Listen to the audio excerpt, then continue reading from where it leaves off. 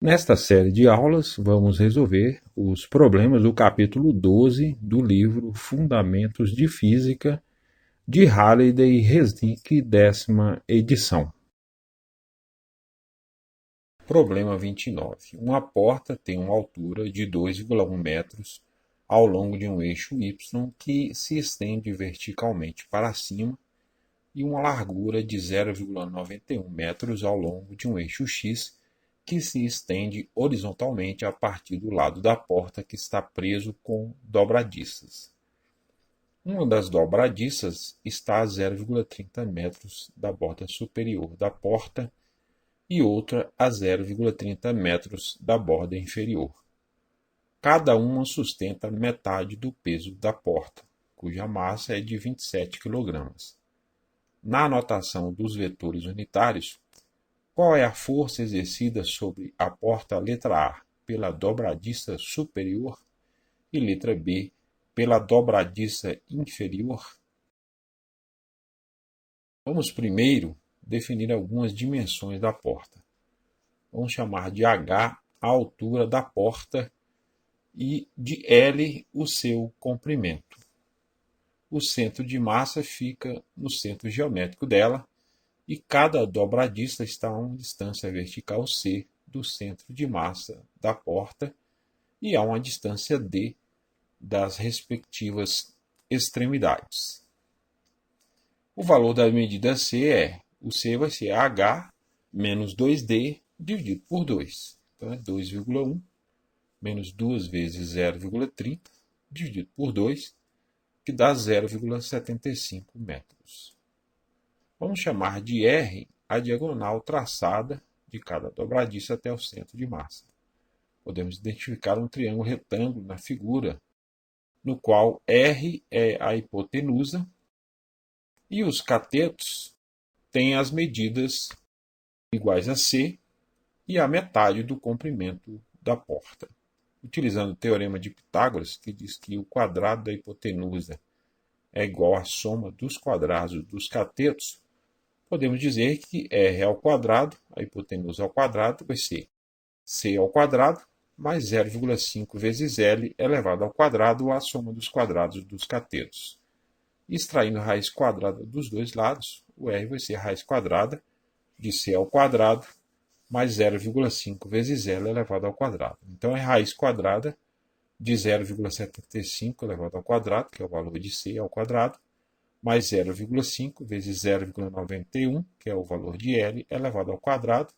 Se a gente fizer essas operações aí, dá 0,877 metros. Como a porta está em repouso, ela está em equilíbrio estático. Isso significa que seu momento linear e seu momento angular são nulos. A segunda lei de Newton diz que a força resultante que atua em um corpo ou sistema é igual à taxa de variação do seu momento linear. Então, o vetor força resultante é igual a dp dt. Como o momento linear é constante, nulo neste caso, a derivada se anula e a força resultante que atua na porta também será nula. Para que a força resultante seja nula, ela deve se anular em todas as direções. Vamos considerar os sentidos vertical para cima e horizontal para a direita como sentidos positivos.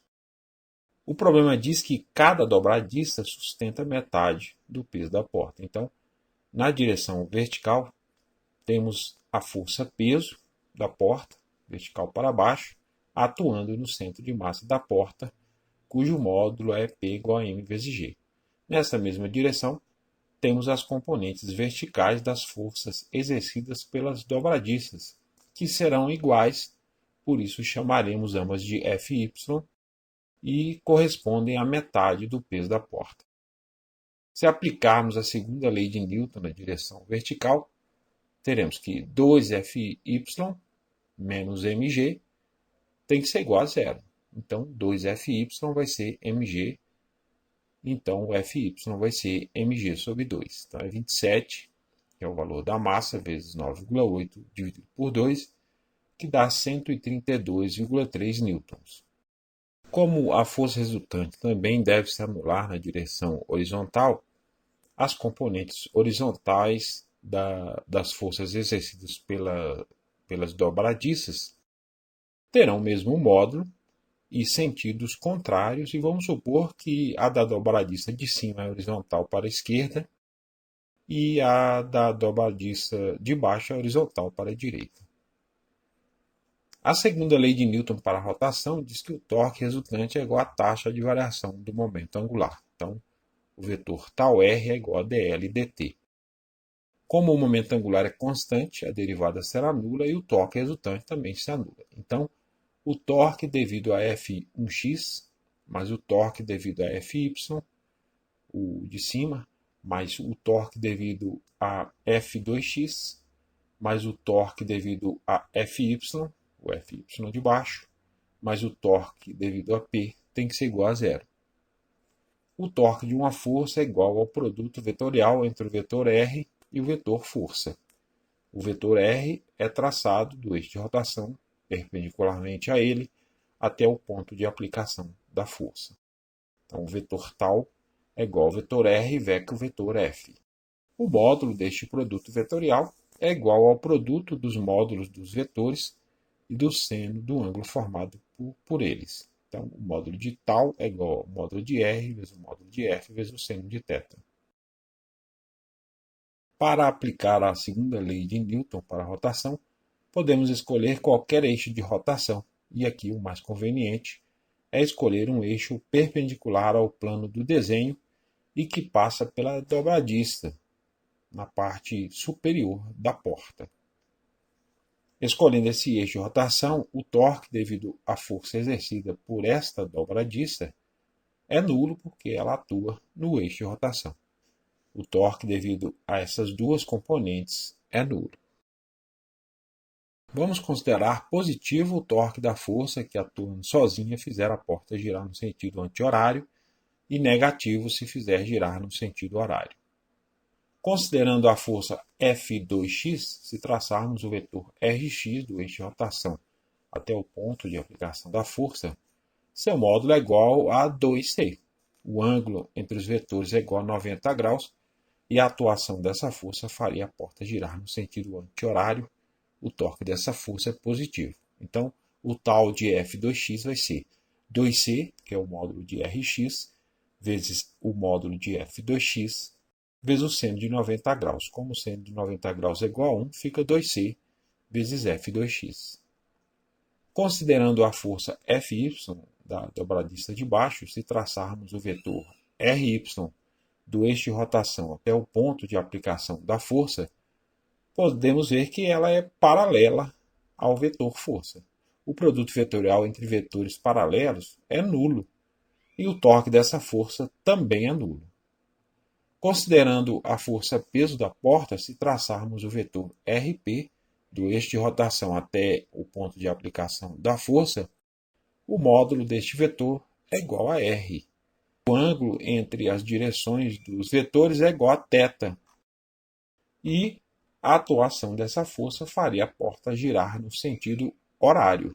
O torque dessa força é negativo. Então, o tal devido a P vai ser menos R vezes M vezes G, que é o módulo do peso, vezes o seno de θ. Podemos identificar um triângulo retângulo na figura, cujo cateto oposto ao ângulo θ é igual a metade do comprimento da porta e cuja hipotenusa é igual a R. Se calcularmos o seno deste ângulo, utilizando essas medidas, teremos que o seno de θ vai ser o cateto oposto, 0,5 vezes L, sobre a hipotenusa R.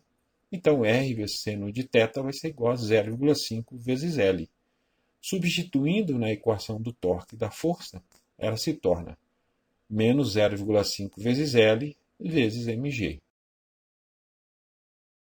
Substituindo essas expressões na equação do torque resultante, ela se torna 2c vezes F2x, o primeiro torque, menos 0,5 vezes L vezes mg, o segundo torque, é igual a zero.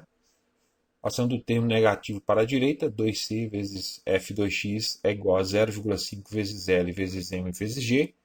Então, o F2x vai ser 0,5 vezes L vezes m vezes g, dividido por 2c. Substituindo pelas medidas, fica que o F2x vai ser 0,5 vezes 0,91, que é o L, vezes 27, que é o M, vezes G, que é 9,8, dividido por 2 vezes 0,75, que é o valor de C. Efetuando esses cálculos aí, dá 80,26 newtons. Como já dissemos que os módulos das componentes horizontais são iguais, o F1x também vai ser 80,26 newtons. As componentes verticais das forças exercidas pelas dobradiças têm módulos iguais e apontam para o sentido positivo. As componentes horizontais das forças exercidas pelas dobradiças têm módulos iguais e a de cima aponta para o sentido negativo do eixo horizontal e a de baixo aponta para o sentido positivo deste eixo. Então, a força exercida pela dobradiça superior é F1 igual a menos 80 newtons vezes I, mais 1,3 vezes 10 elevado a 2 newtons vezes J. A força exercida pela dobradiça inferior é F2 igual a 80 newtons vezes I, mais 1,3 vezes 10 elevado a 2 newtons vezes J. As componentes foram escritas com 2 algarismos significativos, que é a precisão das medidas originais.